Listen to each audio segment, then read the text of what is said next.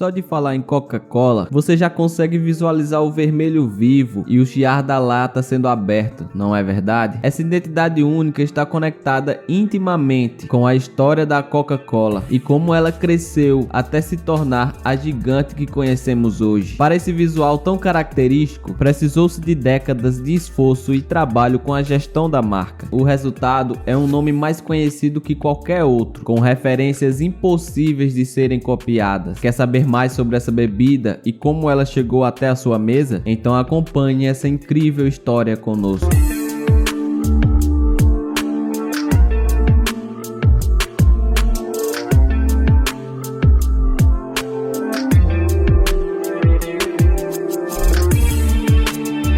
Muitos já devem conhecer a origem quase mítica do refrigerante de cola. Um farmacêutico tem a intenção de criar um xarope, mas acaba sendo pioneiro na criação de uma bebida totalmente nova. Porém, a maioria não sabe qual era o objetivo principal daquele xarope. Quando pensamos em refrigerantes, pensamos muito na quantidade elevada de açúcares e sódio. Entretanto, a intenção inicial não era criar algo nocivo à saúde, era justamente ao contrário. John Pemberton, farmacêutico de Atlanta, nos Estados Unidos, tinha a intenção de criar um xarope que renovasse as energias e ajudasse na digestão. O resultado foi algo parecido, mas não é exatamente igual ao que temos hoje. Em 8 de maio de 1986, nascia a Coca-Cola.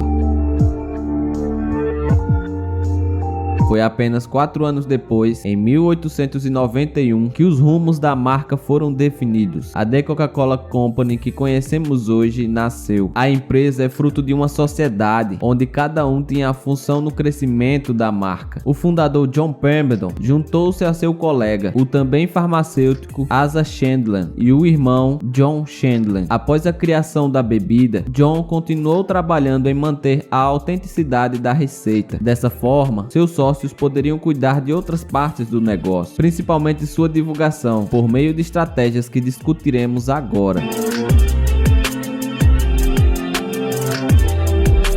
Como disse agora há pouco, a Coca-Cola só começou sua caminhada graças a uma sociedade trabalhando em conjunto por um objetivo em comum. Antes mesmo da fundação da The Coca-Cola Company, o produto começou a ser vendido por menos de 50 centavos o copo. A proposta era um xarope energético, um tipo de remédio mesmo. Porém, não demorou muito para os clientes consumirem a bebida como o cafezinho da tarde. Era a mais nova maneira de manter a energia o dia todo. Porém, os clientes nunca haviam sido tão numerosos até a sociedade de John e os irmãos Chandler. Apenas 2 anos depois de patentear a criação, os lucros aumentaram em 20%. A Coca-Cola já tinha menos de 3 anos e já havia lucrado acima do esperado. O crescimento dos números desde então sempre foi vertiginoso.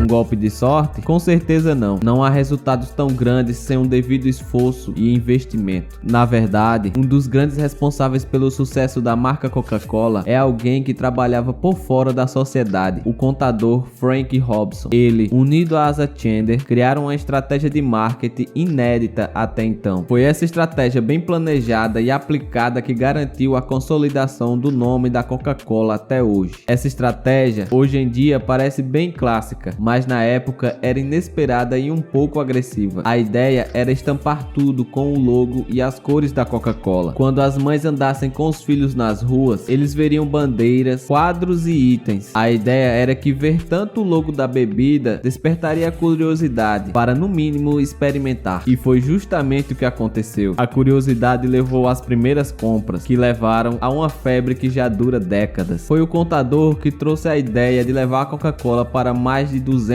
países. A proposta inicial era tornar a bebida cada vez mais popular. Porém, a princípio era interessante conquistar o gosto das famílias e das crianças. O discurso era relacionado à sensação prazerosa que o açúcar proporciona. Graças aos efeitos energéticos do refrigerante, os pais combatiam aos efeitos do estresse do trabalho. As mães mantinham-se dispersas o dia todo e os filhos compartilhavam a alegria e a brincadeira em uma garrafa de Coca-Cola. No entanto, entanto, isso não poderia acontecer apenas em Atlanta. Todo o país deveria provar o refrigerante. Por isso, Frank Robson desenvolveu a ideia de fornecer os líquidos concentrados aos engarrafadores, que preparavam a bebida e distribuíam por todo o território americano. Isso era perfeito, pois mantinha a receita secreta fora do alcance de mãos mal intencionadas e ainda tornava possível a produção em massa. Ainda no começo do século XX, mais de 400 fábricas começaram a engarrafar a Coca-Cola nos Estados Unidos, Panamá, Cuba e Canadá. Porém, um problema surgiu. Em inúmeros pontos de venda, encontrava-se inúmeras embalagens para a Coca-Cola, na sua grande maioria garrafas de vidro dos mais diversos formatos. Isso acontecia pois cada distribuidor utilizava a garrafa que lhe convia, e a Coca-Cola precisava fazer algo sobre isso. Quando pensamos em uma garrafa de vidro de Coca-Cola, de imediato lembramos do seu formato típico. Por isso, sabemos como a garrafa ficou famosa hoje em dia. Porém, poucos sabem como seu formato tão característico foi desenvolvido. Foi em 1915 que a necessidade de padronizar a embalagem foi percebida. Os sócios decidiram criar um concurso para decidir o modelo perfeito da garrafa. Muitas marcas fazem isso até hoje, pois reconhecem que grandes ideias podem estar lá fora, apenas esperando uma oportunidade para serem descobertas. Portanto, é muito importante reconhecer que nem sempre você tem a resposta para todos os seus problemas, mesmo estando à frente de um nome referência no mercado.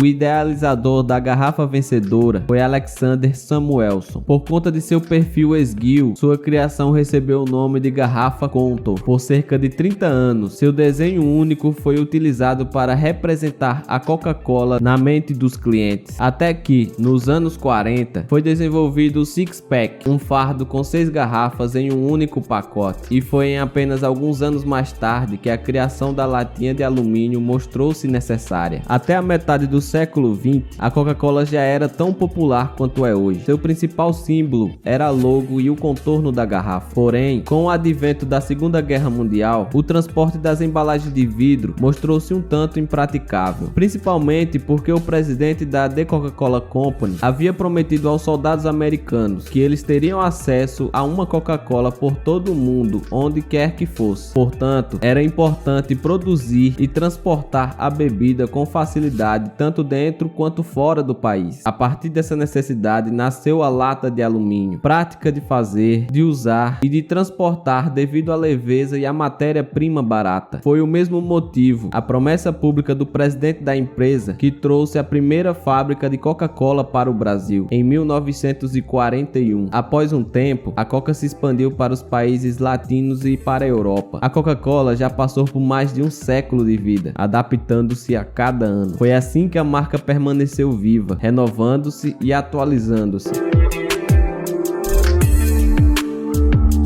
Incrível história de sucesso, não é verdade? Como falei no começo do vídeo, queremos te incentivar a construir a sua própria história de sucesso. E ela pode ser escrita aqui no YouTube. Se você tiver interesse em criar o seu próprio canal, sem precisar aparecer e até mesmo sem precisar da sua voz, faturar em dólar, eu deixei o link na descrição para que você aprenda com um dos maiores experts do YouTube, que já faturou milhões nessa plataforma. Vai lá dar uma conferida.